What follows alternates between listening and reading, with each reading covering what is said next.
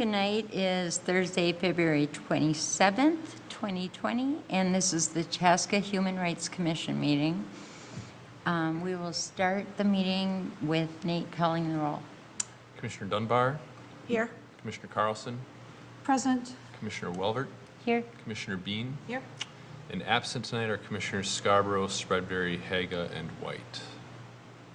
Small group tonight. Small group, but mighty nonetheless. Yes. Next item on the agenda is to adopt the agenda. So everyone has that in front of them. Do I have a motion to adopt the agenda? I make a motion. I second it. All in favor? Aye. Aye. Okay, motion carried. And that moves us on to open forum guest presentation. We have as many guests tonight as we have commissioners, so that's pretty great.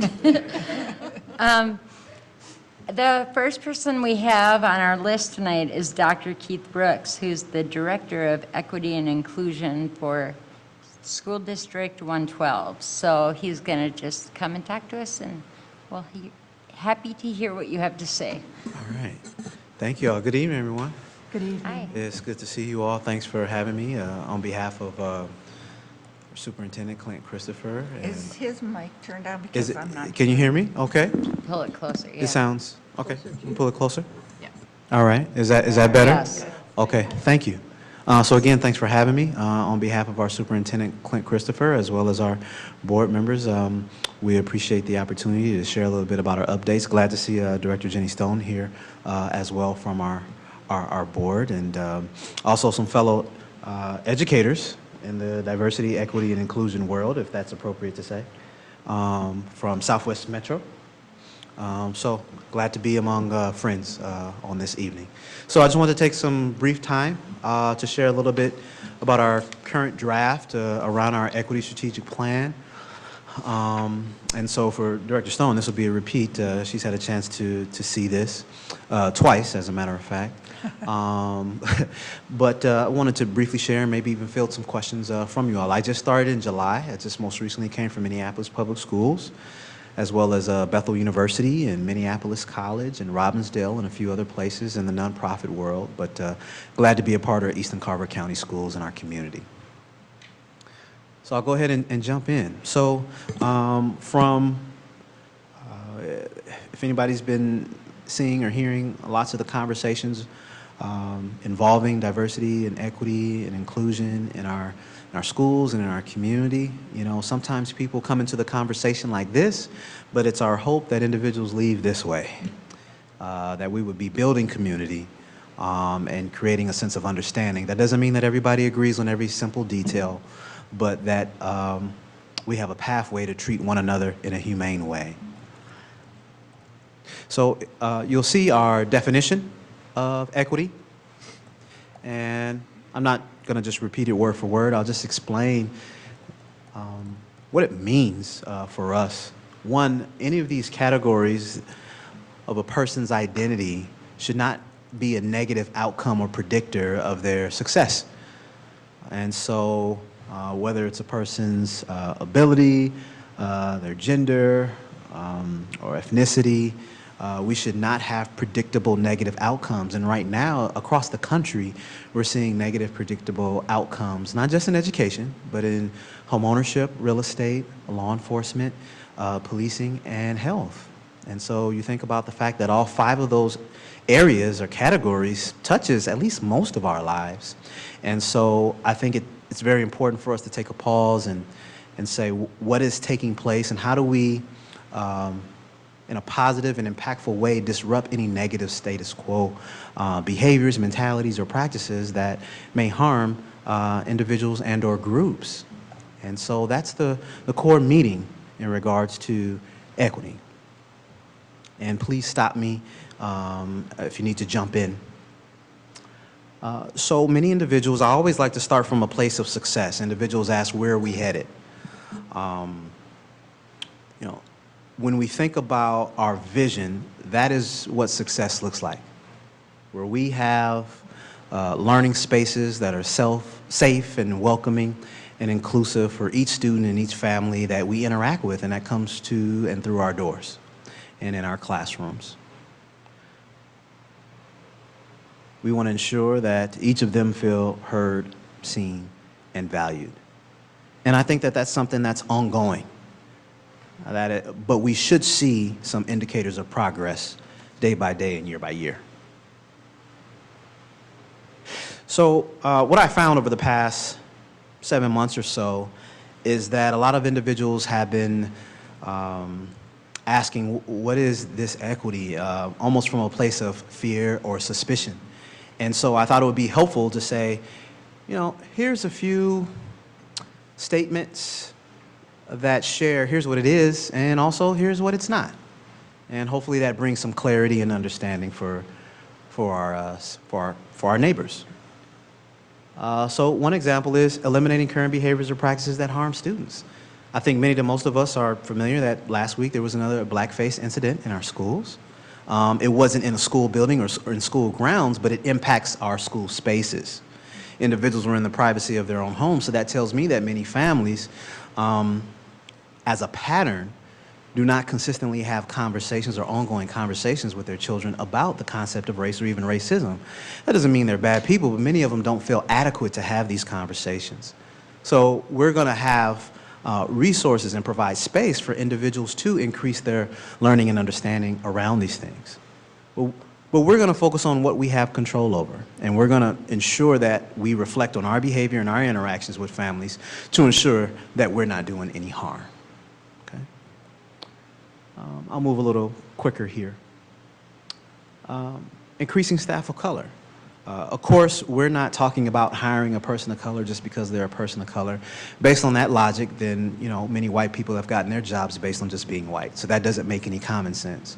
We're talking about ensuring that we have a percentage of staff that represent the population of the students and families that we serve. And so a person being a person of color is a bonus. That's sort of kind of like a cherry on top, so to speak. It's an additional positive that adds value to our communities. And so we're looking at how we market, we're looking at our positions, we're looking at how we frame our position descriptions, we're looking at how we put together our search committees, as well as where do we recruit, and do we have some strategic efforts to ensure that staff from numerous communities or potential candidates from numerous communities have a desire to want to be a part of Eastern Carver County Schools. So it's also a reflection on what are we bringing them into. Are they coming to a place where they are welcome and wanted? Did any of you all, I know Jen was there, but, or Commissioner Walvert, sorry. I don't want to get familiar. But creating space for building community, were any of you all able to visit our Marnita's table that we had, either the one that we had in December and or last week? Okay. So both of them? Okay, great. So, right, I do recall seeing your face as well. So those were very wonderfully attended. Those are great events that build community and bring people together. We want to do more of those. Something that we're already working on right now is building relationships with Cargill and U.S. Bank and Wells Fargo and 3M and Medtronic and Best Buy, asking them to bring in some of their representatives and executives to talk about the diversity, equity, and inclusion efforts that they have. For many of them, when they first started, their primary rationale was based on the bottom line and not necessarily an ethical case, but that's okay. That's not a judgmental statement. But we want them to talk about the business case for diversity, equity, and inclusion and how this will benefit each of our students and families long-term when we think about college and career readiness. So we'll have them speak to a lot of these issues, so that it doesn't come off as unusual or uncommon in terms of the work that we're doing. But we're actually enhancing our students and putting them in the position to be successful long term. What many businesses have stated is that when students have early encounters with individuals from numerous spaces and groups different from themselves, that it strengthens leadership development. It also strengthens their critical thinking skills, as well as collaboration skills, and also problem solving. Equity is adequately addressing some of the phrases that you see here with the bullet points. If any terms are unfamiliar, I'd be happy to explain. But you see a wide range here. We want to ensure that our students and staff are not on the receiving end of daily negative microaggressions and micro insults and micro invalidations or negative stereotypes. Would you address the last item there? Certainly. Evaluating our intentionality? Certainly. So, yes, yeah, that's a good question. Evaluating our intentionality of service to each student and family. So that's when we unpack and look at our patterns of who is participating, who has access to an event, who's showing up, who's not showing up. Is there anything that we're doing that's indirectly excluding families and or students from being at the table? So it's even, to even ask the question is something that's new for a lot of spaces. Meaning it could be a parent group, and some individuals might say, hey, we don't have a lot of our Latin families that show up at some of these events. Well, let's unpack that. Let's talk about why that is, and also let's be intentional about asking them why, what are some of the hurdles, whether that's internal with a family, or what are some hurdles that we're unnecessarily putting up that we may not be aware of? Is it the time of the evening? Do we need childcare? Are we able to provide food if possible? I don't know. But it's reflecting upon, hey, are we maximizing who we are as a community if we still have marginalized populations that are among us? So it's just even asking the question. Many communities wouldn't even ask the question. They would just say, hey, this group is not invested in their child's education or success, and make judgmental statements in regards to that, as opposed to unpacking why that might be. Thank you for the question. Yeah, thank you. Here's a good book, Culturally Responsive Teaching in the Brain. Lots of individuals, lots of our teachers and staff have asked me, Keith, where should I start? And I've given this recommendation because it covers so much ground, culturally responsive teaching and the brain. It's basically looking at not only instructional strategies and approaches, but also reflecting on my learning style as a facilitator of learning in a classroom, but then also understanding how it's connected to brain development. For many to most of us, when we feel that there is a threat, then it's fight or flight for many of us, right? How do we protect ourselves, or how do we get out of that situation if I'm hearing or experiencing something that is where I'm being treated less than human? Equity is stopping anything that is just frankly just not working. I can't rest on yesteryear or past successes. Whenever I interact with a student one-on-one, this student is the most important student to me right now at this moment. And so I need to reflect upon how am I interacting with the student and or parent or guardian, and not resting on the laurels of yesterday. It confronts deficit thinking. Many educators and individuals in general many times like to point to poverty, like to point to other areas from a deficit place of what's wrong with the family, or their first generation student, or they're new to the country, or they don't have this, or they don't speak English. So that's deficit thinking, focusing on what a person doesn't have as opposed to what do they come into the classroom with. So for example, any of you all would be concerned as parents if I was a teacher and the only time you heard from me is when I was saying something is wrong about your child. I hope that makes sense. Because I would want you to push back on me and ask me, can you tell me anything good about Keith? What do you like about Keith? And also equity is ensuring that our teachers have what they need to be successful in the classroom, from a self-learning workplace as well as materials. Yes, Commissioner Bean, yes. How do you Yes. know when deficit thinking is happening in the classrooms Excellent. and that sort of thing? How are you Excellent. How are you learning that? There's a number of ways. One, there are numerous spaces where we are together, we meaning our colleagues. Meaning I could be in a meeting with the principals and something come up that they have heard or observed in their building. Or they might say something that brings forth, that's a good question. Matter of fact, a few weeks ago, one of the principals said, hey, I've heard a few times that in regards to hiring people of color, some individuals have said that we are taking white people's jobs. That's deficit thinking. So I had an opportunity to address that. Okay. Okay? I think that when children have certain experiences and they are able to advocate for themselves or have some sense of self-efficacy, they may communicate something to an adult, colleague to colleague, teacher to teacher, when a parent has a negative encounter with a staff. Or something that they just didn't understand. It doesn't necessarily have to be negative, but hey, I didn't understand where this person was coming from. And I'm not, and we're not, as a leadership team or as staff, saying that individuals are intentionally harming, but we're not talking about intentional harm. We're talking about impact, and we're talking about outcome and results of a certain interaction. So I'll move a little bit quicker, or how are we doing on time? I feel like I'm talking too much. You can maybe speed it up a little bit. We have another guest that's here to speak tonight, Okay. too, and then we have our agenda. Okay. So. All right. Thank you very much. But So, it's very interesting, so Yes. it's good Yeah. to listen to. Yeah. I appreciate that. So very briefly then, equity is not favoring students of color above white students. We've also heard that even at board meetings, the parents have said, what are you taking away from my white child in order to do this equity thing? Well, it's not an equity thing. It's not an equity program. It's more so an approach or a mentality and reflecting on our systems. And if anything, it's adding value to your white student and child and not taking anything away. We're helping to prepare them to live and thrive in a multicultural and global society. So that's how we respond to that. It's not reverse racism. It's not just checking off a box just to do something. It's not racially isolating any students. Equity is not treating students differently in a negative or harmful way. Also, if there's an area of growth on my part, if there's some inadequacy in me, I'm not going to blame that on students and say, well, they can't do this because of poverty, or they can't do this because they're a single-parent household, that sort of thing. I'm going to focus on what I have control over, and I'm going to have some sense of confidence of what I'm able to do with any child that's in my presence. Color blindness, we have to address that. Any person that has the gift of sight and does not see that I'm brown, that's concerning.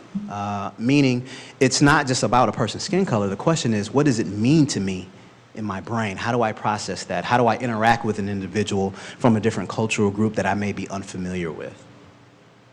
And so here's the last one, our strategy. Our 5 focus areas are here. Equity capacity building.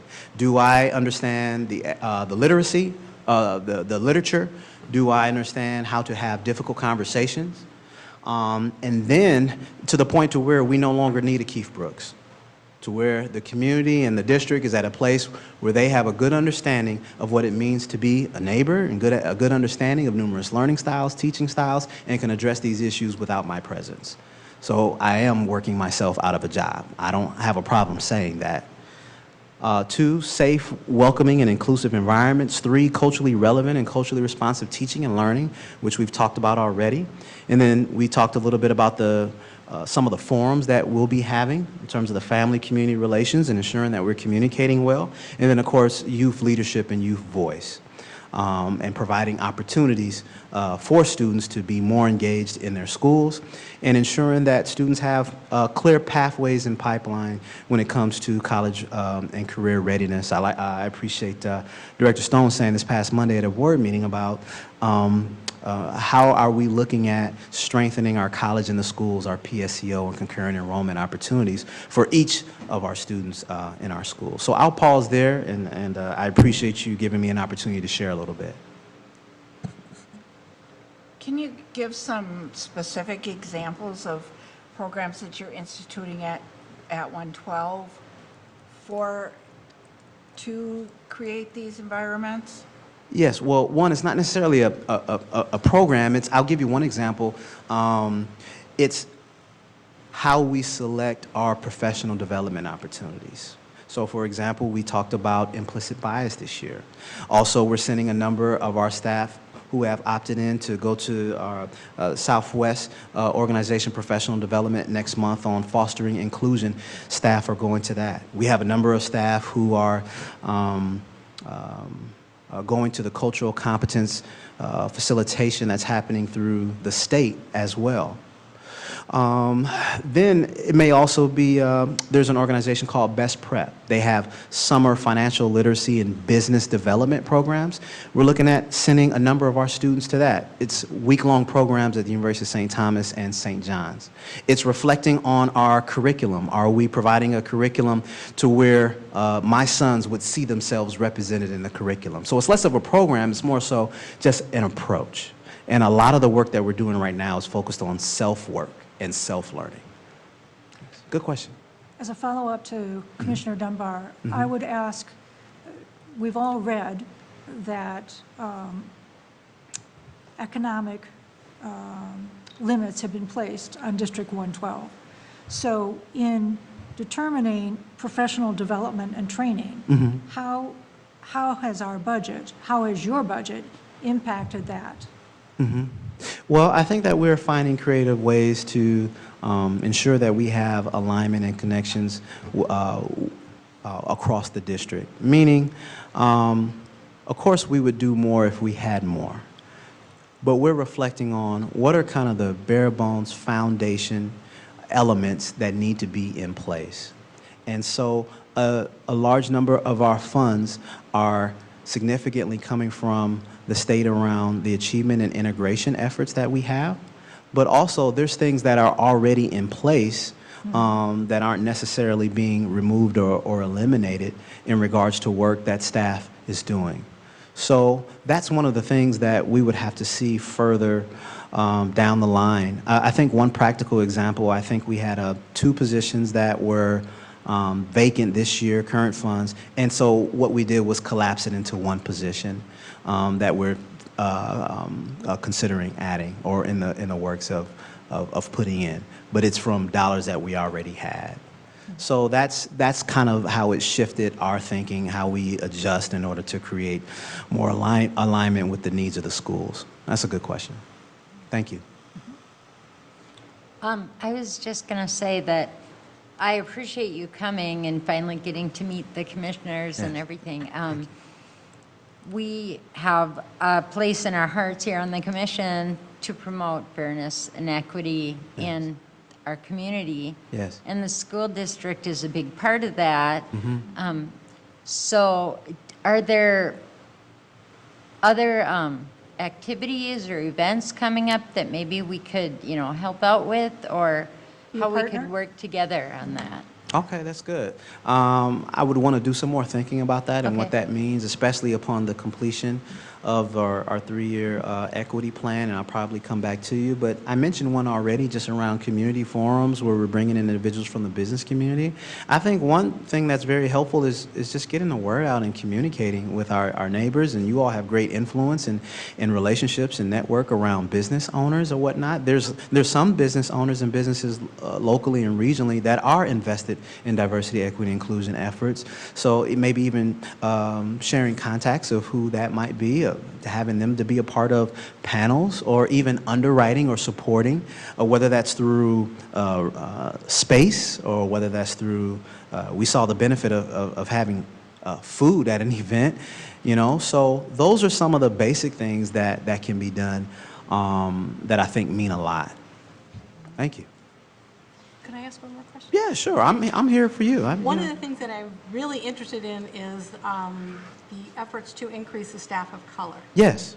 When you provide your equity updates at the school board meetings, is that a place where you will let the community know very specifics? We've had 6 openings, we've had 3 people apply, we've hired. How are we going to get that information to know that progress has been made? Oh, I see what you're saying. I don't know if it'll be that level of detail, but I think what can be currently communicated is that we just secured a $9,000 grant from the Minnesota Department of Education, one to focus on retaining the staff of color that we currently have. So that's a huge part of it as well. But then the second thing is that as we gather more resources or grants, we will definitely communicate that out. I don't know, and I'm not opposed to saying, hey, we have these openings and we're looking to have a strong pool and a strong pool of diverse candidates. I'm not certain what that looks like at this point, but that's something that I want to go back to leadership and talk with them about. Because you mentioned that we talk with people in the community, and that is something Yeah. I keep hearing asked. Okay. How do we know? Right. Yeah, that's a good point. That's That's a fine. good point. Yeah. Thank you. I don't want to speak on the district's behalf, but I can speak from the city's perspective that Okay. Hiring practices and, who applies in a applicant pool, there are sometimes restrictions on level of detail that you can provide around that sort of thing. So that'd be something that, Yeah. I know if the city were looking to do that, we'd be asking those questions and trying to work through what's an appropriate level of detail to be sharing about that sort of a thing, so. Right, when you I start just talking saw it about... as a goal, and I wondered how we Yeah. measured it and knew. Right, and I, right, whether it's, a 5% increase or whether it's 10 staff, year one, 20 staff, year two, that sort of thing. And that's some of the conversations that we're having right now. Obviously, we won't know certain things. Like I said, in the midst of budget reductions, there's a possibility we might lose some of the current staff of color that we just brought in just because of how union policies generally are across the country. Usually the last in is the first out. And so, that's always a factor as well. Sure. Yeah. Thank you. Thank you. Thank you. Thank you so much for being here. I appreciate it. I've long thought that the commission should hear from you. Okay. And as your partner, as the school district's partner, we want to be able to be there. So if we can be helpful Yeah. to the district, we want to be there for you. Well, we appreciate the collaboration and support. Sure. Thank you. Yes, Thank you. Commissioner I just have Dunbar. one question about the word equity seems to have gotten such a negative reputation in some parts of our community. And is there something that you are doing or the school district's doing or that we could do to educate people about what equity really means? Because I've seen, so many negative Yeah. implications of equity going around, and certainly we've seen that at the school board meetings Yeah. as well. And Yeah. how can we educate people on why this doesn't mean that you're losing something if we're gaining something? Yeah. Thanks for the question. I really appreciate it. Authenticity is major to me, and so please allow me to be very direct. I don't think it matters what we call it. Whenever a community shifts from being predominantly white to being culturally and racially diverse, there's some discomfort and fear. So even if we called it diversity, folks will still have a problem with it. Although I'm not saying that terminology isn't important. So some of the things that we are attempting to do, one, I know last fall we had a chalk talk, kind of like a fireside chat, talking about the difference between equality and equity. We want to do some more forums like that. We had an open forum last July as well. I think the community forums that I was talking about with bringing the businesses in to talk about diversity, equity, and inclusion, I think will help. I think we're going to put certain articles or updates on our webpage, our equity webpage, to communicate out as well. I think that the principals and the teachers, I think they do a very good job communicating with parents and guardians in general. So as much as individuals will allow us to be at the table and have a good conversation, we'll engage people, and quite frankly, there are some people that are just convinced about what they think and believe. So, I can't spend much time and effort and energy in that direction, but I think it's wise to connect with individuals that are open to at least having a dialogue. So it's our hope that even with the Marnita's table, that we are able to have some more of those in 3 of the other 4 cities that we have in our district. So I think that there's lots of ideas that folks have. The question is, will individuals engage and be open to at least having a dialogue? So I hope that comes off well. Thank you. Thank you, Commissioner Dunbar. Being here. Well, thank you, Dr. Brooks, Thank for you. coming tonight. I appreciate it. Y'all have a good evening. We'll be in touch. All right, thank you. Thank you.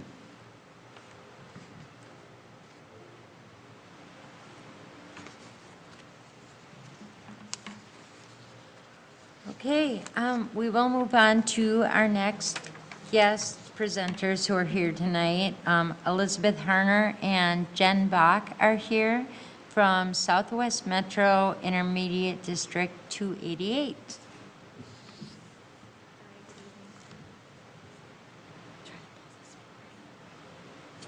I actually have a handout for you, so. Oh, okay.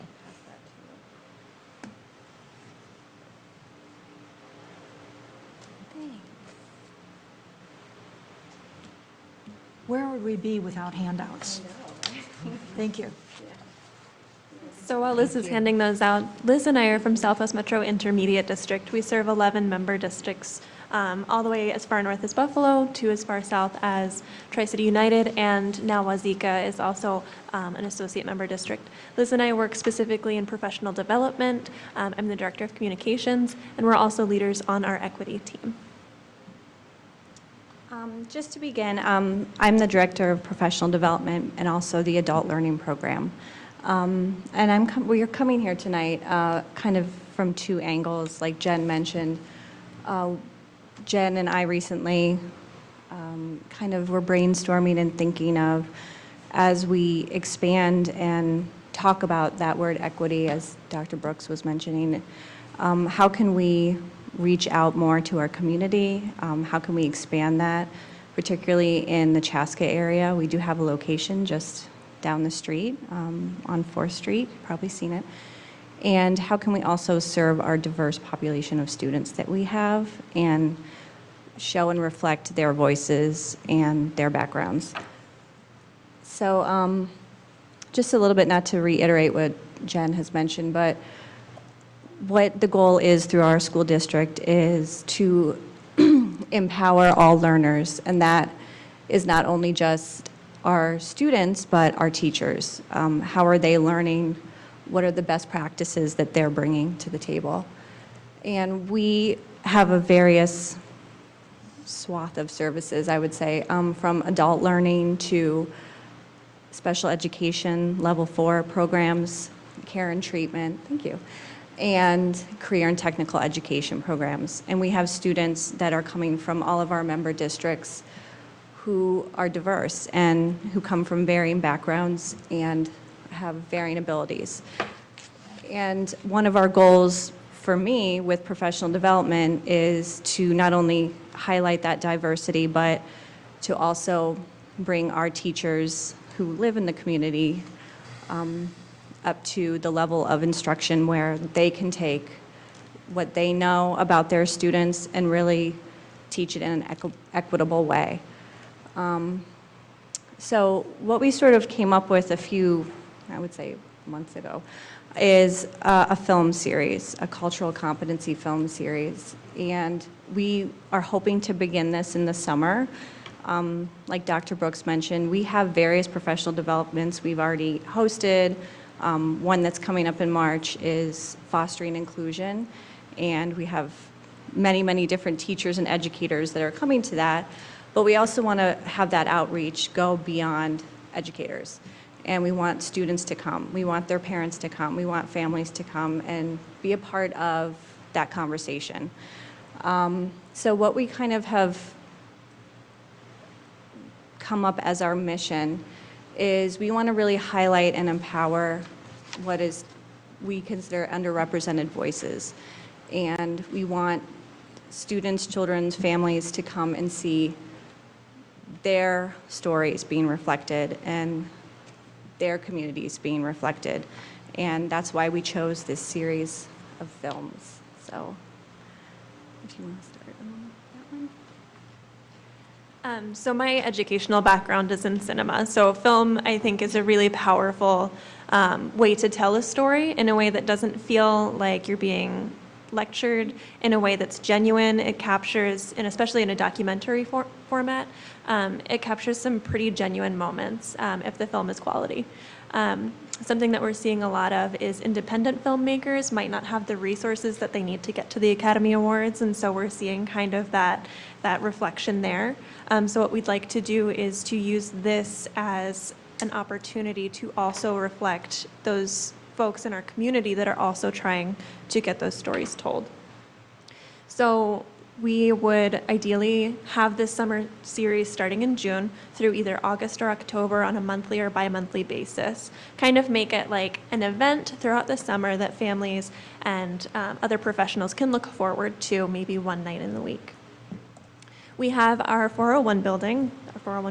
That's, as Liz said, down the street. That's our high school location, primarily our ALC, Alternative Learning Center. We also have some career and tech programs there, and then some special education. In that building, we have a pretty nice auditorium. So screening there, we've done it in the past. We had Roll Red Roll. In the past, if you've heard of that, it's on Netflix. It's a film about sexual assault and kind of the relationship of the community with the football team that had kind of created a reputation for themselves. So we had hosted that with our New Beginnings students. Our New Beginnings students are part of the Pregnant and Parenting Teen programs for our Alternative Learning Center, and that was pretty successful. We invited community members. We had a partnership with a sexual assault clinic, and we were able to provide and connect some folks with resources that had some interest in the subject matter of the film, and then also kind of needed some follow-up, not necessarily therapy, but just kind of that reassurance that if this identity or this topic affects you, there's someone there that understands. We've all seen the content, and there's some follow-up that you can take advantage of. So again, it would be ideally family-friendly. I mean, some of these films do have some heavy topics that we'd be talking about, so that would be at the discretion of the attendees. It would be an opportunity for some healing and discussion in the community. A lot of our students are part of these identity groups that need a little bit of extra attention about what they're going through. That's the population of students we serve. That's why they come to us, is because they might not be succeeding or thriving in what they need based on who they are, and that's where we come in. Again, it would support local independent filmmakers. It would connect participants with other community partners, and then boost those underrepresented voices in our community. The real catalyst that kind of got Liz and I thinking about what we can do to get this started was Minnesota State Statute 8710, all those numbers. That came about last year, and it's been kind of molding and transforming a little bit. And what that does is it requires our teachers, when they're seeking relicensure, to have a cultural competency credit. And that cultural competency credit encompasses a whole lot of identities. And folks are starting to get a little bit stressed on how they're going to get all of this content. It's all important content. It's a very valid requirement, but it's a lot of stuff, and it's a lot of heavy stuff. So how do we get that in a palatable way to not only our staff members that are seeking relicensure, but also to our community members and to our students that need that extra voice? So that's what got us started on that, was that relicensure requirement. And it's called cultural competency, which is a whole other loaded kind of definition in itself, right? So we've selected about 5 films that we'd like to pilot this program with that cover each of those identities covered in that statute that would satisfy relicensure. The first one is actually, and you may have heard of her, is from Kate Bean. She is one of the key people who was involved in the changing of the name Lake Calhoun to Bidé-McCoska. And she has her PhD in Native American Studies. She herself is from the Dakota. And this documentary follows her journey of learning more about her ancestor, who was Charles Eastman, or Ohayesa. And it really is a powerful film about learning about your culture, but also learning about how her culture was affected by her great-grandfather being, I would say, Americanized from his Native American history. He had to change his name, and he was one of the first Native American doctors who went through Dartmouth College. And it's really an exploration of her history and also her representation. And it has some really great, profound highlights of Minnesota, and particularly as far as her changing that Lake Calhoun to the Bidé-McCoska and her journey for that. So that would be one of the films we'd want to highlight. And we obviously put up there is a cost for an educational press kit. It's $225. And we would partner also, hopefully, with the Scott County Historical Society to help facilitate a discussion, after that film series. I had the opportunity to screen Rondo Beyond the Pavement, which is by a local filmmaker regarding the Rondo neighborhood in St. Paul, and it was an absolutely excellent film. These filmmakers really did some work and told a really great story. So this is free to screen. It's available online. You can go home and check it out. I highly recommend it. But it would be a great opportunity to invite those filmmakers to do a Q&A session at the end. They obviously be the most qualified to answer those questions. They were the boots on the ground to talk to the individuals affected by that rezoning and disenfranchisement of homeowners. So that would be an excellent film to screen that would hit right at home. The next one is, I've already reached out to this organization. The film is titled Swim Team. It's not Minnesota-based. It's actually a swim team from New Jersey. And it's their quest. They are all on the swim team, and they all have autism or something on that spectrum. And it's really their quest for inclusion and independence through being on a swim team, through being embraced by their community and by their school. And this focus would be with individuals with disabilities. And again, the cost is $300, and our hope is to bring in our Southwest Metro staff and students to do Q&A. We have many qualified staff who can speak to how do we include others and how do we bring those up that have a disability.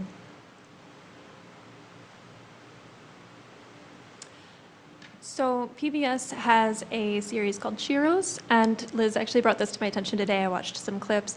It's a series of Muslim women in the community that are doing some pretty great work, and there's definitely some intersectionality in the work that they're doing.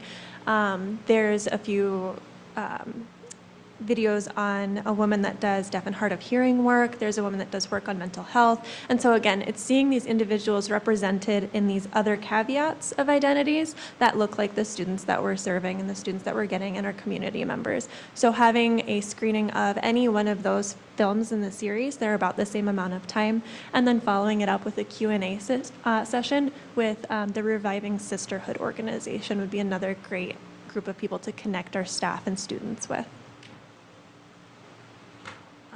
And the last one would be Two Spirits, and I don't know if you've heard of this one. This has been out for quite a few years, but this offers a unique perspective on being not only Native American, but having your gender and identity sort of questioned by your community and by your culture. And it explores the idea of the two-spirit people and the traits of both men and women with unique qualities and how you express yourself within your community and how you're embraced within your community. And that is approximately $300. I'm still talking with them as far as getting that price down because they do educational discounts.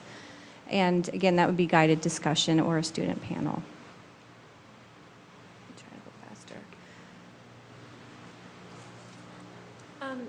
So the goal here isn't necessarily to have everybody that attends walk away agreeing with every single concept brought up in the film. The goal is to bring awareness to folks that might not agree, to just understand that these are concepts that are real in the community, and these are concepts that need to be validated in the community. There is a lot of pushback, as mentioned prior, to the term equity and what does that actually mean to people that they feel like they will then be disenfranchised by it. It's just to kind of bring awareness to it. These are the folks that actually exist here. We have a lot of content in this film series on our Native American and Indigenous neighbors. That's something very important to this area that we need to recognize and identify that. So in doing that, calling it cultural competency isn't going to necessarily capture our goals here. So that's just some background too on why we're doing this. We would provide marketing for this as the communications director for the district. I have avenues, again, creating those partnerships would be really healthy to get the word out and make sure that people would want to attend and would have the means to attend. And then also having that venue is helpful, and providing support staff and volunteers is something that Southwest Metro is able to do itself. The only barrier we're really facing is providing the means and the funds to purchase those educational packages for the licensing fees. And I know after reaching out that sometimes you can pay a group fee for like a group like Sony, you pay $500 for all these different films within these different production companies. But we're really looking for like the meat and potatoes of actual meaningful independent film. And that has a price tag on it. That's a little bit more expensive.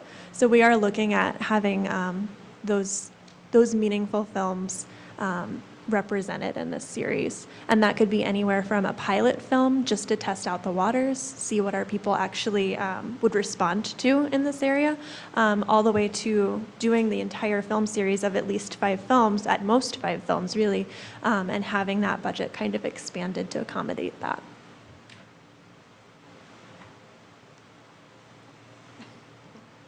Are there any questions that you have or any thoughts?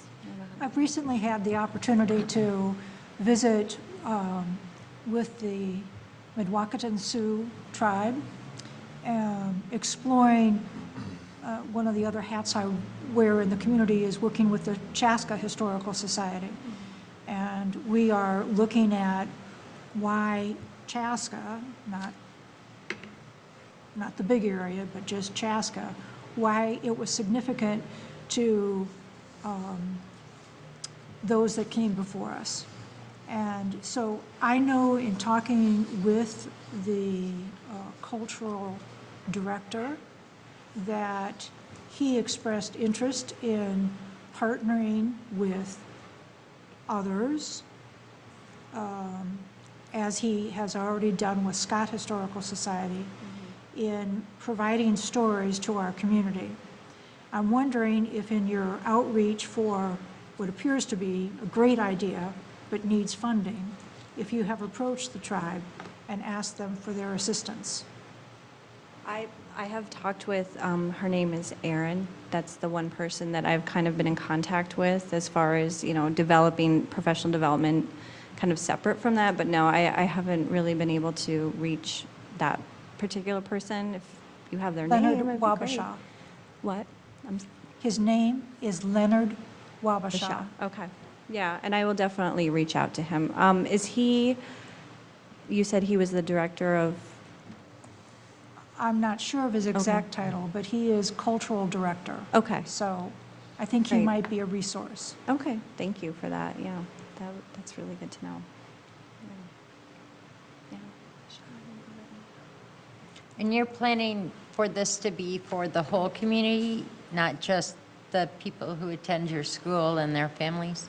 Yeah, and that's what I was sort of saying at the beginning is we want to really have this outreach be community-based. Obviously, we are a school district, so it will be at a school, but we don't want to have that be a deterrent to, having people attend. We'll serve popcorn, we'll make it, a fun community event so that people feel that, they're welcomed and it's not just a school event just for students or just for parents. So that's the goal. The selections that you chose are fantastic. I've seen a couple of them, and Yeah. I really want to see the other ones. So I'm happy to hear that the community can come too. Yeah. And our goal is to obviously have it free. That's, the incentive is to come and it's free and it's open discussion at the end. And as Director of Professional Development, as I mentioned in some of them, if we have community or people who come in to facilitate that discussion, that, is my job. So that's where I would come into play with bringing those people in so that the experts or the people involved in the film are there to answer the questions. Aside from the swim team movie, were the other films all Minnesota-based? Yeah, the swim team movie is New Jersey, and all the other ones are, Minnesota-based. I believe Two Spirit is actually based in the Southwest United States. Oh, okay. But we tried to keep it Minnesota, Yeah, tried to keep keep it it local. They're local. all independently funded films, and they're also obviously all relevant, so. Great. Well, we thank you for your time. It looks like an excellent program. Thank you very much, and I look forward to that. Thank you. I was just going to ask one more question. Since you came and shared this with us, is there anything you were thinking that we could partner with you in this, either financially or in some other way? Yeah, that's our goal is if we can partner on this, that would be amazing. And like Jen said, she's the director of marketing, so she would market out that this is also a partnership. While it's at our Southwest Metro site, it would be a partnership. So any financial help or anything in that way would be excellent, so. Okay. Well, guest presentation, of course, we can't make decisions on that, so we would definitely discuss Yeah. it, though. But Yeah. I just wanted to make sure that's what you were asking Yes, before. A partnership, anything like? Yes, that would be great. So thank you for your time. Okay, Thank well, you. thank you so much. Great project. All right. I'll just ask Jenny, do you have anything tonight, or are you just here to listen? Okay, thank you. Okay, we'll move on to item 4 on the agenda, approving the minutes from the 23rd of January meeting.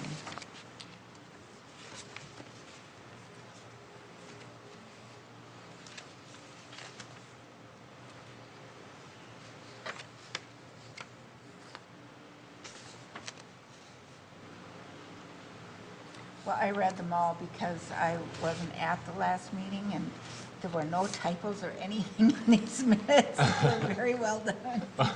I'm gonna Haley give took the credit to minutes. Vicki Schmidt, who helps out at our front desk. She's Oh. been helping me with some of the minutes recently, so.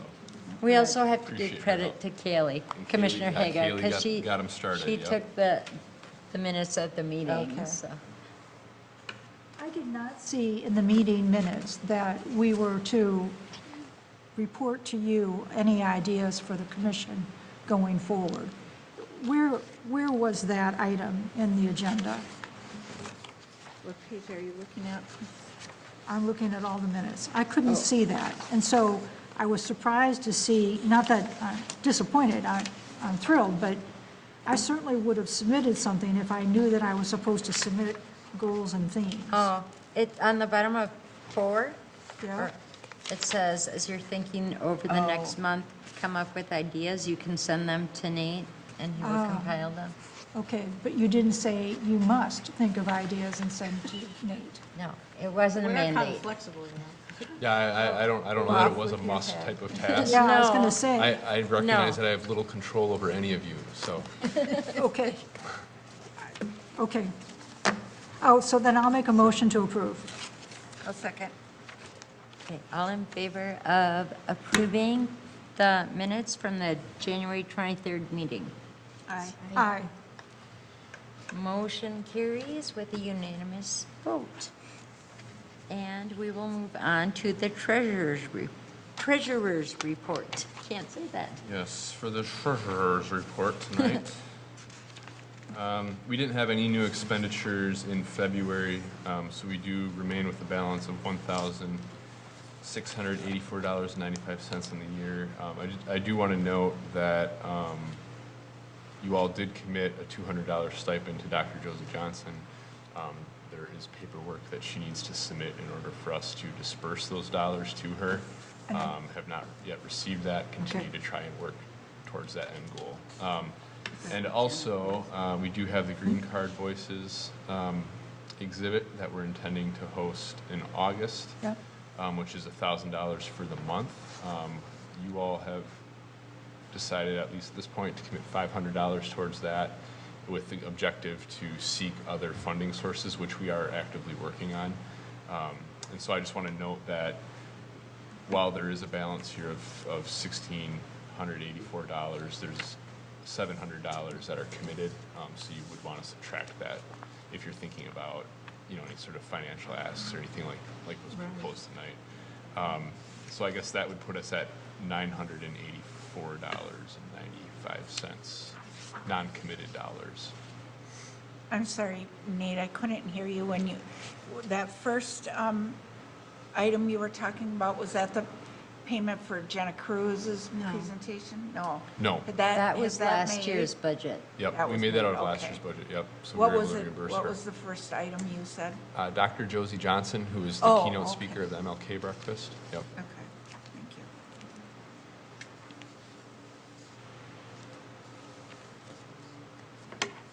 Do we have an average of what we usually expend for River City Days? Yeah, I could look back at last year's budget, but this year, you might recall. had stuff left over yes, that we- didn't arrive. we purchased fans and things. I think it was mainly I the believe fans. we still have pens, though, left Still have over, too. pens, yeah. And so the fans arrived afterwards, so we've got all of those to hand out. So I don't think we would have a whole lot of expense this year. I know we typically like to have candy to hand out to the kids, but I mean, $5 or something for that. So nothing, I don't think this year we'll have big expense there. Any other finance questions? Okay, we'll move on to the old business. The first thing I would like to discuss tonight is, we talked about officer positions last month, and tabled it till this month because I had not officially been appointed for my next term. I'm happy to say I have been.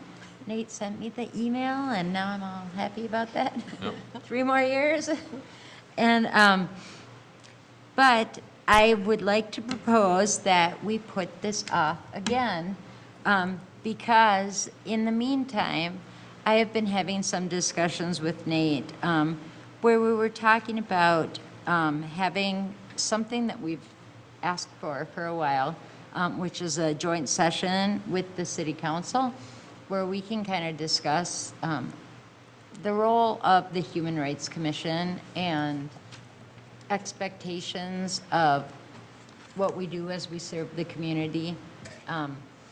We have a handbook that has a description of what commissioners do, but it's always been kind of vague, and we've had discussions before about how we interpret that and things. And the council has agreed that this would be a great time to sit down and kind of figure that out in a more concrete way. So I believe we've gotten dates from Nate, and most people are available at the beginning of April for that, where we could have the joint session. And then I propose that we wait till after we hear more clarity on what our roles are. And then we decide, oh, I really want to be the chair, or, you know, I would prefer to just be a team member or commissioner. But I think it would give us some guidance as to how we move forward as a commission. I'm sorry, but I don't recall ever asking for a joint meeting with the council or raising these concerns, so I was a little bit surprised, I guess, at the notion of doing this. Okay, I know that at meetings that I've been at, there has been discussion sometimes where we've said, like, what is our role, and then we've said, well, maybe the council could give us some insight into that. I don't know if it was ever specifically spelled out that way, but when I've been talking with Nate, then he suggested getting the council together with the commission so that we could better understand what that is. I think, I'm sorry. I'll just add that, I guess my thought was, they get our minutes every month. If there's something that we're planning that they're adverse to, or that they want to talk about it, they can come to our meeting and discuss that with us. I think we've been operating fairly well since I've been on the committee, and I'm not really understanding, I guess. I'm not sure I understand the purpose clearly. The purpose of the meeting, or the purpose of what we are expected to do? The purpose, I understand the purpose of what we're expected to do. Okay. When I interviewed for the commission, I was informed that the city chose to establish a Human Rights Commission. And equally, I was told that it could choose not to have a Human Rights Commission. I thought that was a pretty bold. Here we are, and I think I've heard nothing but praise from our commission, our council members, the community. about the kinds of activities that we have hosted in the city of Chaska, being a proactive leadership for the city in short and long-range programs aimed at improving human relations in our community. So I'm surprised that Nate, you would suggest that we should have a meeting with the council members to explore or redefine the commission responsibilities. So I've got confusion about that. Sure, if I may.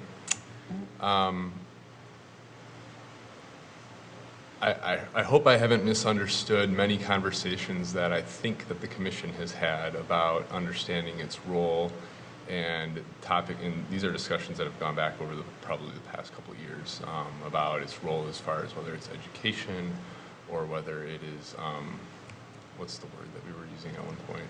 Advocate? Advocacy, or, you know, trying to, and diving into, like Jen was stating, what's in ordinance about the direction of the Human Rights Commission.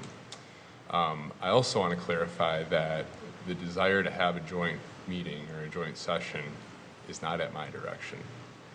This is the council's desire to have this, and I think I it's- should have said, you brought this to me, yeah, so. yeah. And this yes. is the council's desire, I think, based on what they've seen in the minutes and some of the questions that I've put forward about the role of the Human Rights Commission and the commission's desire to have a discussion about that. And I do recall having those discussions multiple times. And so that's where it's coming from. I think another thing is that the council right now is made up of folks who, for the most part, have been serving for about a year at this time. And so they desire to have joint work sessions at some point with all of the commissions, and I think it's something that they're looking at as far as building a relation, you know, stronger, tighter relationship between the council and the commissions that they appoint, so that there's a relationship there and there's a greater dialogue there to make sure that you know, everyone has an understanding of each other and the direction that they're headed, and it's just, they feel, I think it's a healthy thing to be doing. I don't think that the council necessarily looks at it thinking that there's a extreme change for any of the commissions or boards that needs to occur.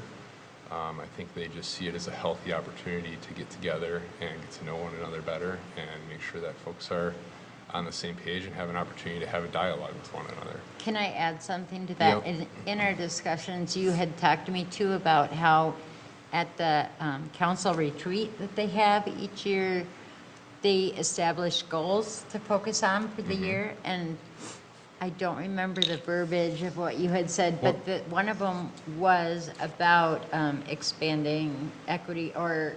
Yeah, the council has set some goals out of its last strategic planning retreat around the concept of building community and equity and, you know, sense of, I guess, equality and things like that within the community. I'm probably not using a direct quote out of what's in the document there, but that's the general sentiment of what what they want to work towards. I think that has to do with both internal functions, and there's a tie to the Human Rights Commission and what you all do in that as well. So I think there's value in having the discussion there. I think to the thought that the council could come here to one of these meetings if they have a desire to talk about. That's what we're talking about here, is a joint work session, which is an opportunity to have them come here to have a dialogue with you all about the work that's going on. And the desire is to have it on a Thursday evening, just because there are a number of folks that have expressed that they aren't available for either the final Thursday in March or the Thursday ahead of that due to some traveling and things that people are doing around spring break. That's not available, and so we're looking at other Thursdays around there, and that's how we've landed on one of the first 2 Thursdays of April, targeting one of those. So that's I the think backstory. Your description, though, is totally different from the way it was initially presented, that we were asking for this meeting with the council. Well, I think And you're we saying have that over the council years. is asking for a meeting You know, with us. to be frank, and I think I've heard it from both sides, to be honest I with know you. personally, from my first meeting, when we met in that little tiny room, I had asked at my first meeting, what is our role? And I never got a real concrete answer. So I know that I have and other commissioners have talked about it at meetings before, up until now. And so I really see this as an opportunity for us to kind of figure out how we can best be utilized by the city. Not many cities around here have a Human Rights Commission, and I'm proud that we do in Chaska, and I would like to see us actually make a difference. I mean, we're becoming better known as a commission in this community through things we are doing, but I think we could really make a difference as a commission. You know, when the city of Chaska can say, this is what our Human Rights Commission is doing and how they contribute to the community or support the community, I think that would be a great thing. So I see this as just a time that we can have an open discussion with the council and get a better understanding of how we can be most effective in our city. So how are we to prepare for this work session? What do we come prepared to do? Well, let me explain a little bit more. So one of the things that we've talked about and recognizing, I think that what we want to try to do is allow for an opportunity to have productive dialogue between the council and you all. And then at the end of the conversation, hopefully come out of it with, you know, something that people can grasp onto. So I don't know if it's a set of goals or what. I think that's yet to be determined. But we are talking about bringing in a facilitator who we've used, and we actually used him for our strategic planning retreat, and we've used him for multiple other reasons, for things that the city tries to do. His name is Richard Fersman. I'm actually going to be, I think I'm probably talking to him tomorrow. Hopefully our schedules are going to align to do that, to begin laying the groundwork for the conversation. But that's the approach that we're intending to take, is to have him come in and just work everyone through a good, productive work session and come out of it with, you know, a strong understanding of the direction that we're all headed here together. So if what I hear you saying is that the duties of the commission, as it's been printed, as it's been distributed, as we give out every year at River City Days, is conceptually no longer valid. I don't think I'm saying anything like that. Okay. I'm not intending to. What I'm saying is that what we want to do is get together and revisit the duties that are defined in the ordinance and talk about how do we put that to practice. I think, and we've had discussions about this on multiple occasions, that folks read what's in the ordinance and feel that although it's useful to provide some direction, it's certainly vague as far as how we put them to practice, right? And so that question is there, and I think you all have done your best to try and define that and try to proceed the best you can with the vague guidance that's provided in the ordinance. But there's certainly room for conversation about, you know, making sure that folks are on the same page and thinking in a healthy way about how to do that. I don't think this comes at all from a place where the council believes that you all are doing something significantly wrong. It's not coming from a place that they're looking to shame anybody or recreate the Human Rights Commission or destroy the Human Rights Commission. None of that is being discussed here. What we're talking about is how do we work together as a group. The council appoints you all, and I think it's a healthy conversation and a healthy opportunity for them to sit down and talk to each of you directly from time to time and provide guidance.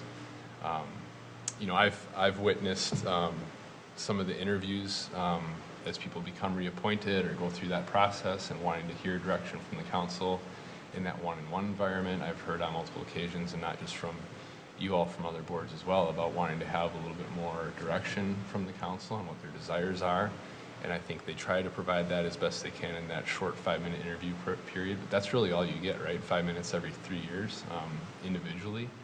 I think what the council is looking for is a good 1 to 2 hour conversation in a joint work session with all of you together. I'm honestly kind of surprised by the pushback. I think it's a healthy opportunity, and it should be a desired opportunity. So how does us not electing officers for the 2020 year impact this potential discussion? Well, I think what Jen was trying to explain is that it's probably a good We thing. could ask Jen. What were you trying to explain? I feel like I could use more clarity in what's expected when the opportunity came to have this joint work session. I thought, okay, I've been asking for this for 3 years. Now is the time to get some of my questions answered. And I feel like then I could decide better if what I feel like the Human Rights Commission should be doing and what it stands for in this city is in alignment with what the city council is thinking. I could go with it now and then leave if I disagreed with it after I found out. But I just feel like once I had a better understanding about it, then I would feel better about saying, yes, I still would like to be chair. You know, I would feel like I was being more genuine with aligning with the role I said I would serve in.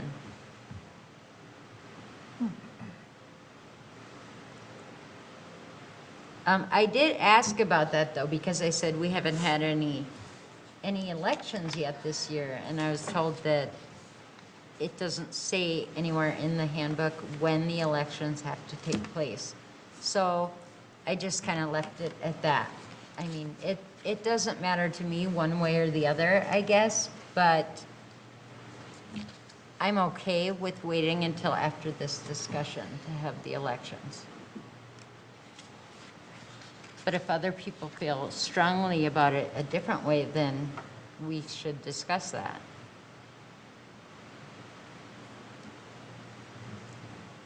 Are you talking about having them then at the fourth Thursday of April?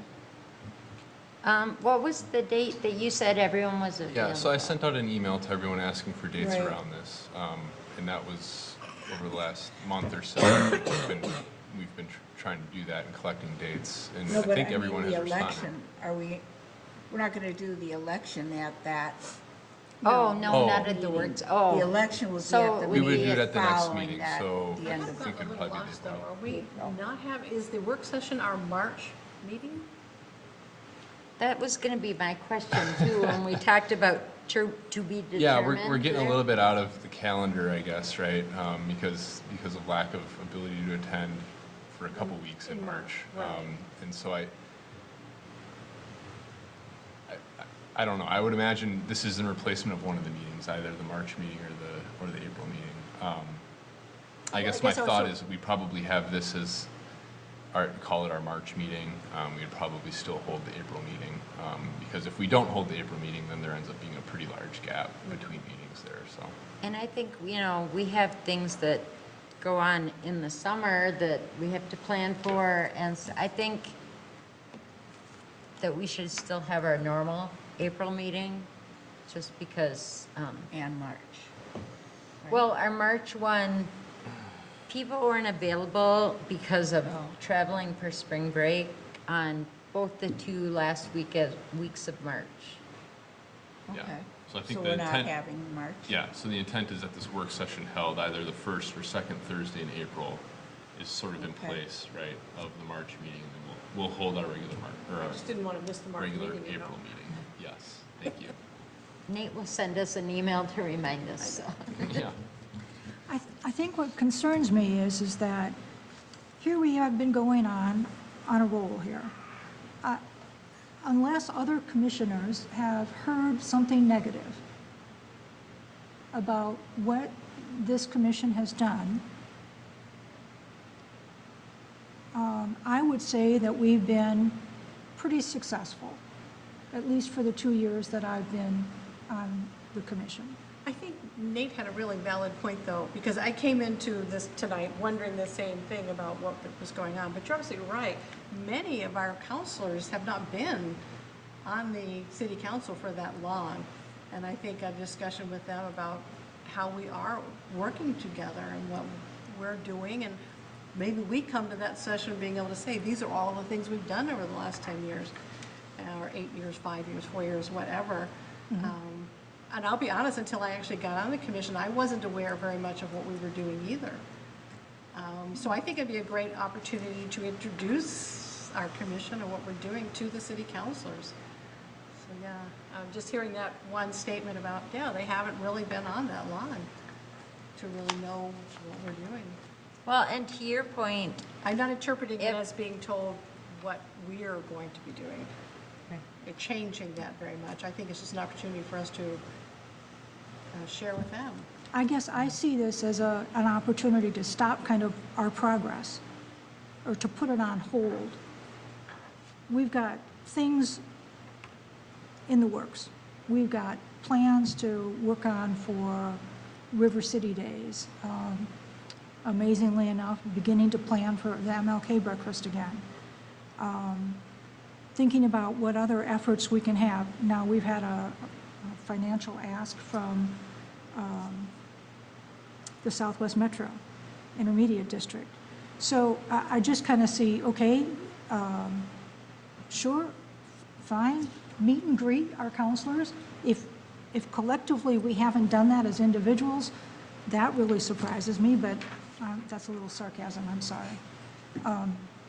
Because I know the commission or the city council members, but maybe they don't know me or Judy or Jen or Ellen or Kaylee or Lisa.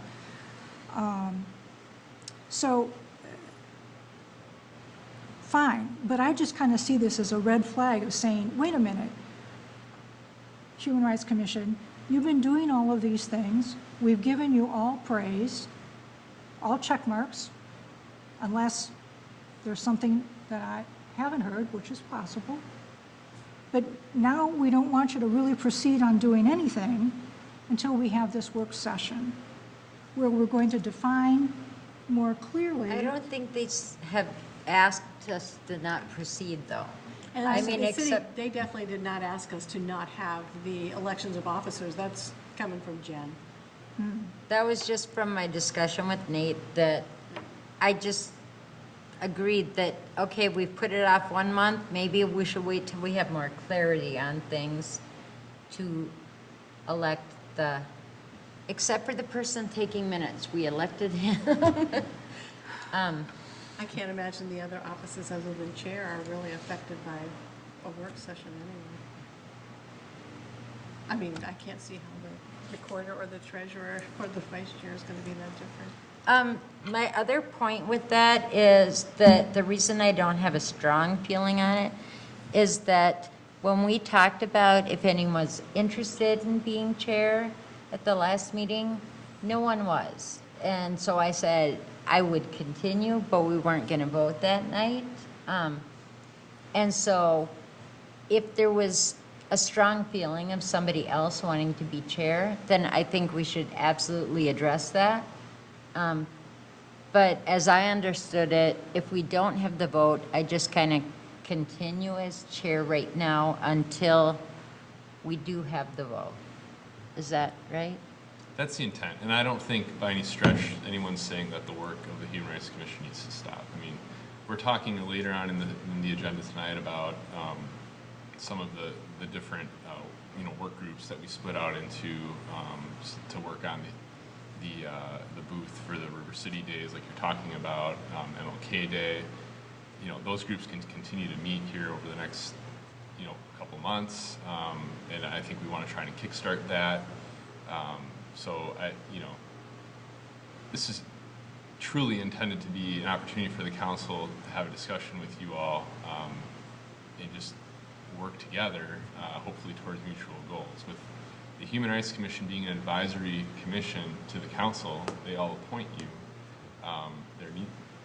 To me, it seems like it's healthy to have a two-way dialogue. That's what they're asking for. I think I've heard you all asking for that in different ways over the course of the last few years. I think it would be helpful to know what Shouldn't be threatening. advisory commission means, because I don't feel like we've advised the council in the time I've been here. And so maybe One-on-one we're meeting will be a missing fantastic opportunities opportunity to do that. Yeah, maybe we're missing the point of what we could be doing, you know?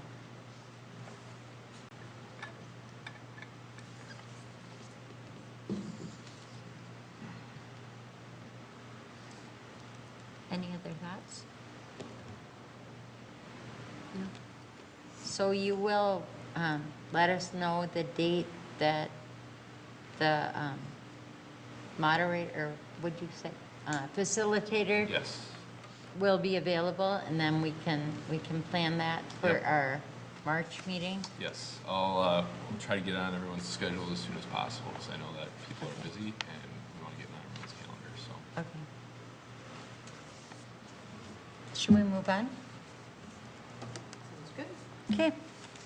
Next, we will go to the 2020 goals and theme. We kind of had a start of a discussion last month about this, and a couple commissioners sent in some ideas. I don't know. Do you want to talk about anything in this report that you Yeah, I can try that. drafted? Yeah, so just a reminder to you all, over the last couple of years, the Human Rights Commission has identified a theme. It's been used to guide activities for the year. I think probably the strongest example of the theme being put to use has been for the River City Days booth over the last couple of years. It's not to say that it hasn't shown up in other places. 2018 was affordable housing. 2019 was the 2020 U.S. Census, and those were the themes of the River City Days booth. There were some other activities that occurred sprinkled throughout those years too along those topics. You all expressed at the last meeting a desire to have a theme for 2020, and some different ideas were discussed during that meeting. I think there wasn't really a general consensus, although I think there were some themes that were emerging out of that dialogue. And so the direction was for folks to send me their ideas over the course of the month and revisit the topic tonight. So what I did in the report here was summarize, or well, I didn't really summarize, I put verbatim what I was provided from the folks who did respond, you know, with some ideas. And so I don't think, and I don't want to speak for Commissioner Bean or Commissioner Spreadbury, my impression was not that either of them are thinking that it has to be any of this, but it was more to offer up some ideas to think about and sort of inform tonight's discussion. So I would leave it at that for you all to take on from there. Take that back. I will offer up, we do have a lot of activities planned for this year. I think for you all to just think about, and I don't know if there's a theme there or not. We do have the play, and what is that on? I'm sorry, what is the topic that's escaping me right now that Roar is doing? I know. Was it white Lost me too. privilege? On white privilege, that's right. That's the topic of that one. I don't think we've talked about a theme for the River City Days booth yet. We do have the Green Card Voices exhibit that I mentioned earlier that we're intending to host in August. And those are, you know, probably, I guess, the three main activities that we've got planned so far this year. So I don't know if there's a theme around that or not. Just offer that up. And I think where I was coming from with the ideas that I said to you were sort of part of that. And I'm also, I think, encapsulating a little bit of what we've been seeing happening in our school district. And it seems like we do definitely have a population in our community that is quiet or lost or doesn't feel welcome. And I was hoping that maybe somehow, and especially because our biggest outreach in terms of community as a whole is River City Days. And actually, I really like, I just saw Seth's Many Faces, One Chaska. Yeah. Just something like that. And the thing that I had thrown out was perhaps if we collected a lot of ideas about volunteer opportunities within the community and made those opportunities known to the people who visit our River City Days booth. It, number one, says what the need is. It gets many of us seeing other components of our community and other people in our community. I have had the great fortune in the last few months to been volunteering at Launch Ministry. And just seeing a tremendous outreach that's happening in our community and many populations that just didn't even realize was happening here. And I think if we had more people aware of the different groups that we have in Chaska helping and working and reaching, it's just a very broad population of people we would be seeing. And I think that has some value. And again, just when I have written the things like hello neighbor or hello my name is, it was just more of a way of bringing people in and saying, I'm open to you, let me tell you who I am. And I think we got a bit of that at Marnita's table. Yeah, that was the theme of the Marnita's table, the most Sitting recent down one, talking to somebody you didn't engage. know, Yep. and yeah. Yep, and the goal was to try and promote opportunities like you're talking about for people to And get to involved in the converse community, but I think across to build on that, differences, continue yeah. that discussion, that could make some sense, yeah. Yep. I like Commissioner Spreadberry's idea. You do too. I think we could easily use that in a River Cities Day booth. We could incorporate it at our other events that we're going to have throughout the year, particularly Green Card. I was looking at, it was really stuck out at me. I really liked that, Many Faces, One Chaska. But then I was also looking at Commissioner Bean's, Unity Builds Community, and I think they really tie well together because it's the many people, the One Chaska, we're unifying into one community. And it got me thinking about what you had talked about, Sarah, with the History Center, I think, is doing the Why Chaska. Chaska, yeah. And I don't know if they have a booth at River City Days? They do. Okay. Because, we could maybe even somehow partner or bounce off each other, how we could, support each other. And they could really, they really have a lot in common. If we go with Many Faces, One Chaska, and they're looking at Why Chaska, they really complement each other. They do. I agree. I think Another, both of these, both of these are almost the same, we can put them together. I do like the Unity Builds Community a lot, and I think unity is something our community could really use right now.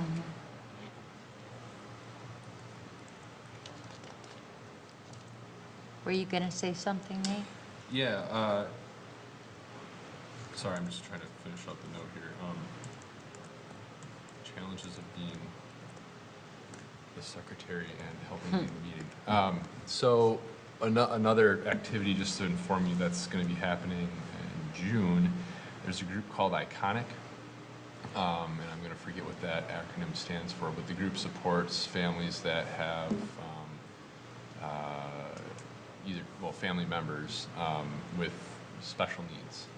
And so they've been partnering with our community center and our Parks and Rec department to try and develop some programming, inclusive programming at the community center, which has been implemented and I think pretty well received.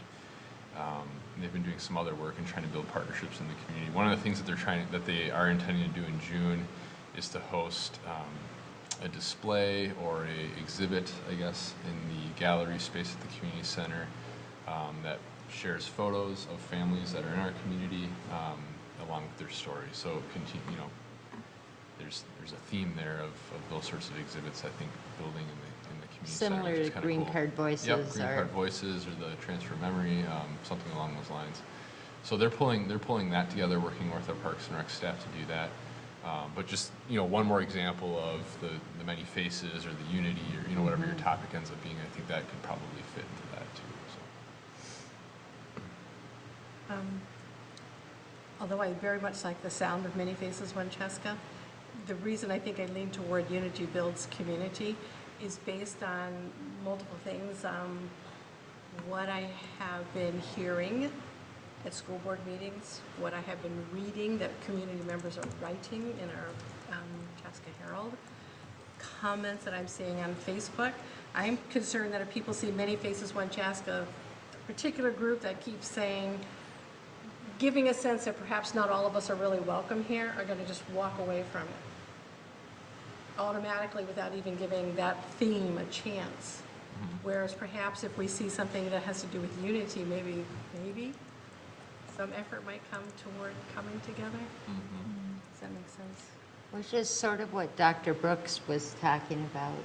I forget the term he used. When we were talking about, like, maybe, what's Keith doing wrong? What's Keith doing, and then there was like, well, what's your favorite thing that Keith does during the day? Or something, just how you present it may give just a different Right. interpretation of it.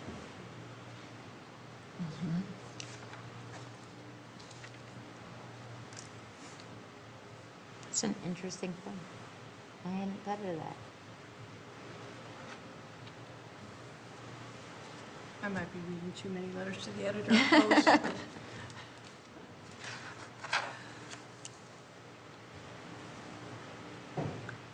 Well, I think we could leave it to the committee that volunteers to do River City Days booth preparation, to take the thoughts that the commission has shared tonight and attempt to interpret that so that that message is easily digested by all. How's that? And I also would like to see participation of much more of us, many more of us. Right. I would like to see an opportunity for more people to submit some ideas. But it's also hard to wait now till the end of April for ideas Right. when it's in July. We're at the end of February and we need to start the committee's Yeah. planning soon. Right. Well, I think though what we could do is, not for the whole year have an official theme. I mean, we have one, but we don't need a slogan for it. But from the discussions we had last month and what these ideas are, it all encapsulates unity and, inclusion and community. And so we talked about it last month that maybe we aren't finding the right word for it right now, but it is something we've all agreed on is important to focus on as a commission this year. And so when the River City Days Committee meets or something, they may come up with the slogan. And maybe Nate can send out a note to the commissioners who weren't here and say, okay, we have a week that we're gonna get more ideas, and then we'll submit them to the committee to consider, just to help them brainstorm. Sounds good. But good job on you and Commissioner Spreadberry sending them in.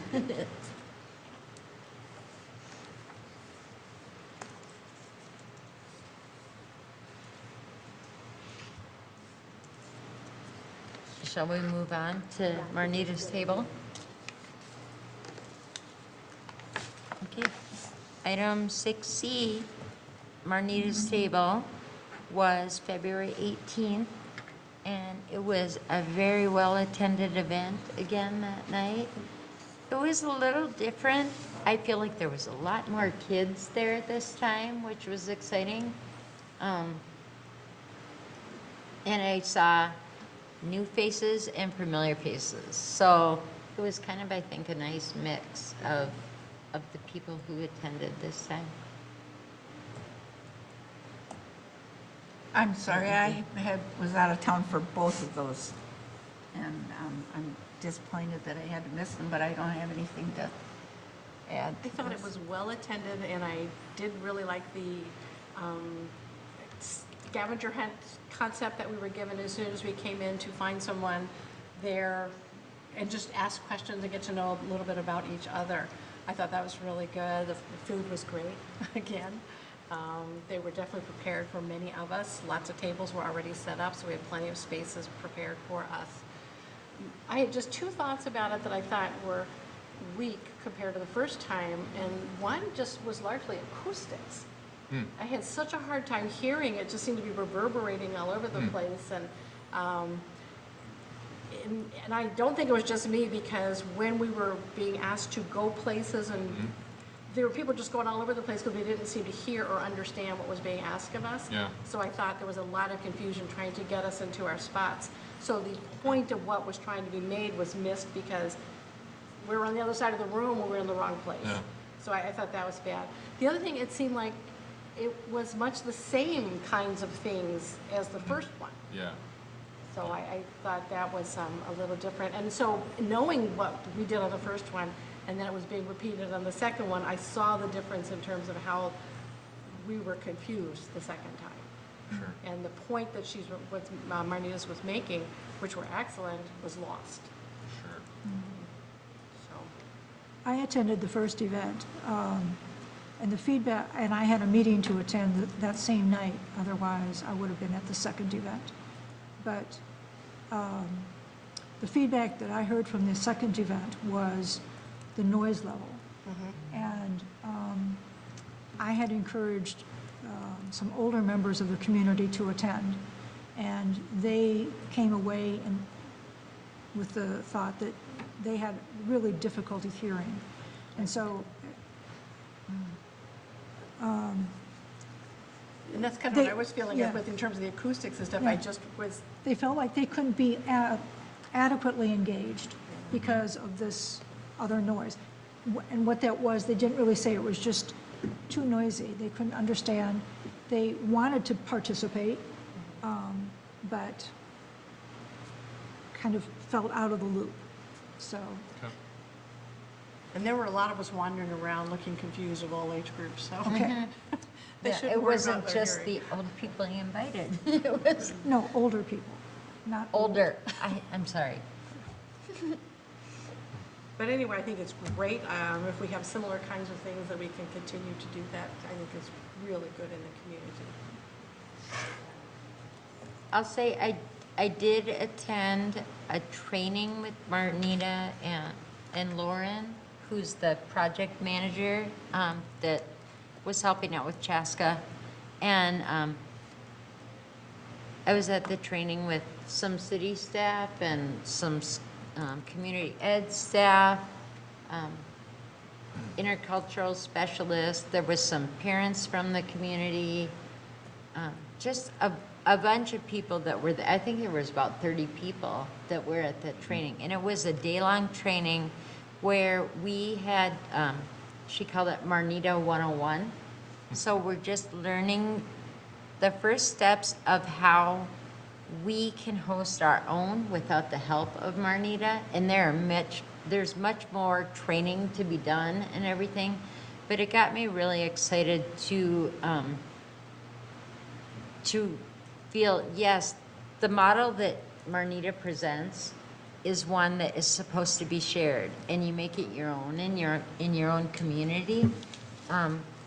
So eventually, hopefully, we will find partners who can help fund this for all the fabulous food, and we'll learn better how to be facilitators, ask the right questions, do the right activities, so that people from the community are actually leading this. You know, she said she's been in communities where it's all students that lead this because they're students who have been trained. And I think that would be excellent if we could have that at some point, you know.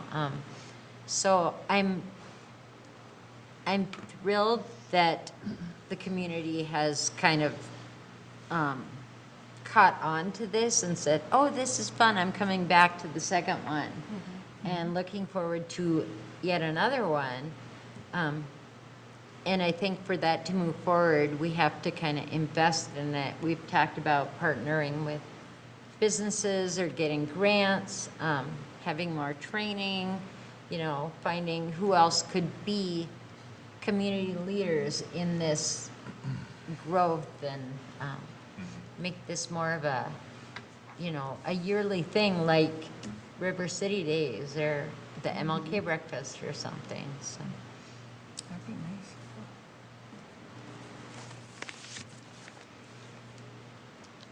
Okay, next we'll move on to the Green Card Voices, where Nate will give us a little update. Yes. So Green Card Voices, we've talked about this topic's come a couple times tonight already.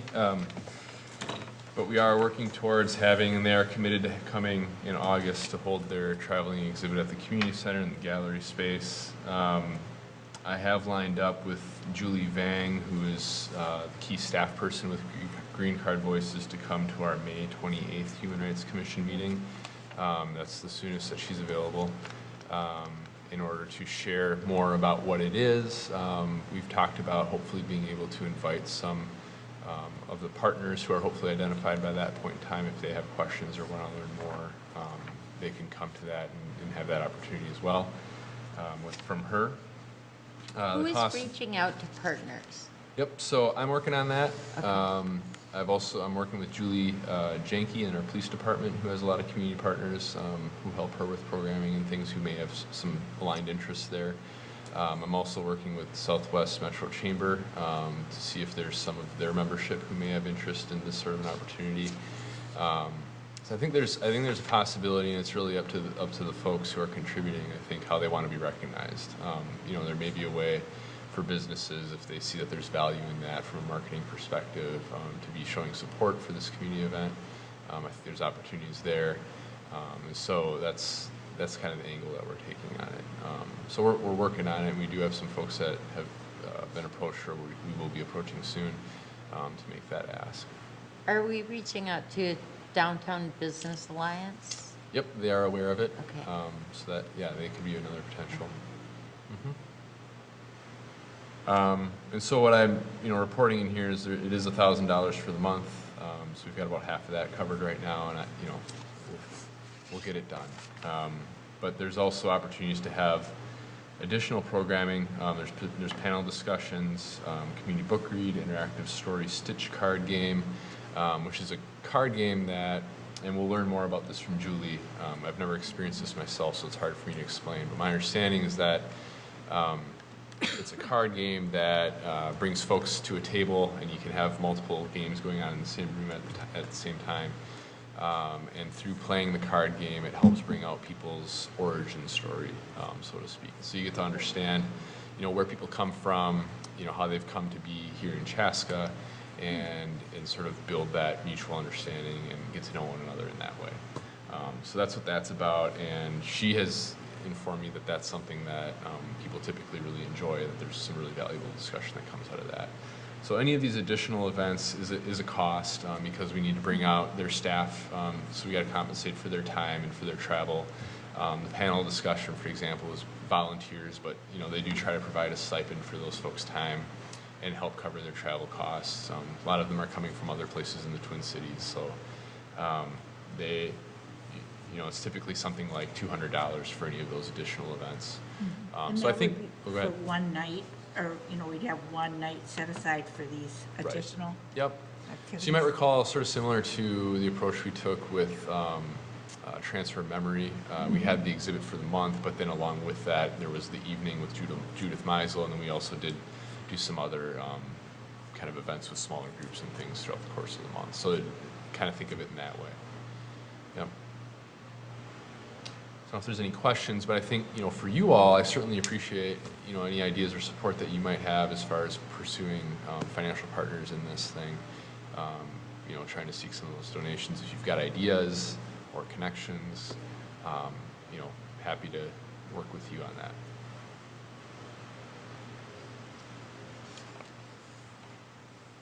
I think that card game sounds like so much fun. I think Yeah, I think it'd be interesting. when we have things like an exhibit, but then an activity that people actually get immersed in it, I think that's great that we can learn from a different perspective when we're actually doing something based on it. Well, I'm excited for Julie to come in May. Yeah. Okay, we will move on to new business, which we've talked about quite a bit already tonight, but we need to talk about committees that we need to form for planning the events coming up, the big events such as River City Days and the Martin Luther King Breakfast. And then if anyone thinks of another one that I've missed here, please shout it out. Well, I think we're probably wise to have an event centered around the green card display. I don't know what that would look like, whether or not it would include some of these extras that green card offers, but I think having something to draw folks to the community center with an activity would be an excellent idea. So I don't know what that looks like, I don't know what to call that, but other than a green card activity committee. But I think that makes good sense. That event, I can't remember what it was, but where they had the market, it was at the church in Excelsior. You were there. Oh, the Fair Trade Market? Yeah, and they had them up, but they also had speakers talking about their own experiences. So that might be something that we might consider for the night too. I think a panel would be an excellent idea.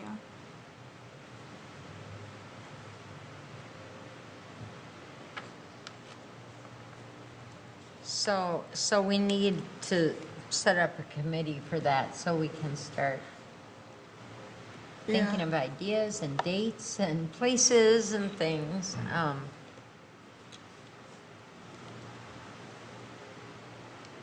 Sarah, did you have an interest in being on that one? Sure.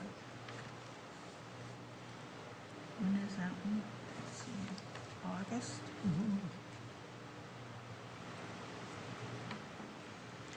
I think that would be good to have the committee too, just because we aren't going to see Julie until the end of May.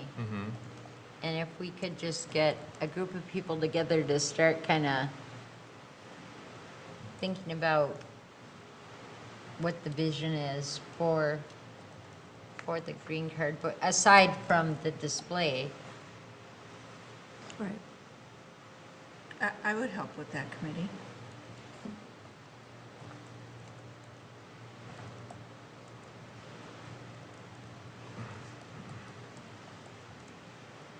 And I think once we decide what the committees are, then after this meeting, Nate, if you could let the other commissioners know what's available, so if they would like to join one, Yep. because half of us aren't here, so. Yep. I'd be very Absolutely. interested in the Green Card Voices too. Okay.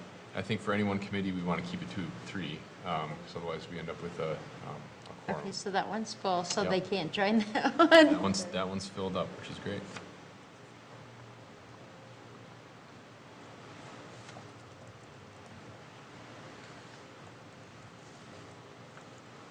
I would be willing to work on the MLK breakfast. Okay. That's one I would really like to do. I have enjoyed so much being part of that planning process. It's one of my favorite things of the year, so I would also like to be on that. All right.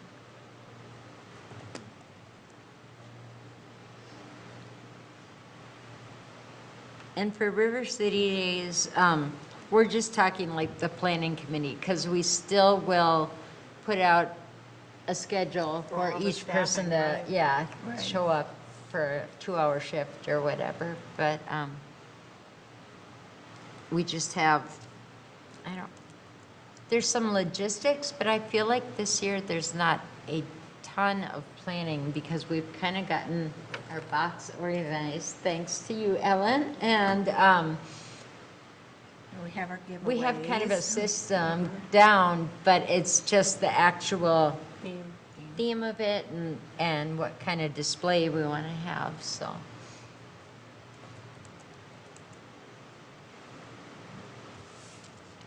I'm willing to be on that committee. I do not want to be on it alone, so please send out that email. Okay. Yeah. Yep, I can certainly do that. I'll, Unless if any of the others of you are interested in that particular one, I can offer up that there's two more, we're looking for two more people to assist, so. And I think that one, Commissioner White has in the past. if I I'm think she remembering said right. she would like to do that again, but So. we'll wait till she's Yep. back from Yep. vacation. Yep. We could just sign them all up. when Yeah. They're not here. There we go, yeah, when you Let's don't come, have you just them get write a sign. speech and do all.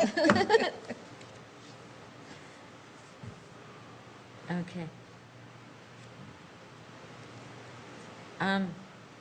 Our next meeting date, we decided we will have the March meeting in April sometime with the joint Yeah. work session. And then our April meeting, we will tentatively plan to have it be the fourth Thursday in April. Yes, and I wouldn't call that tentative, I would say that's Okay. scheduled. Yeah. Okay.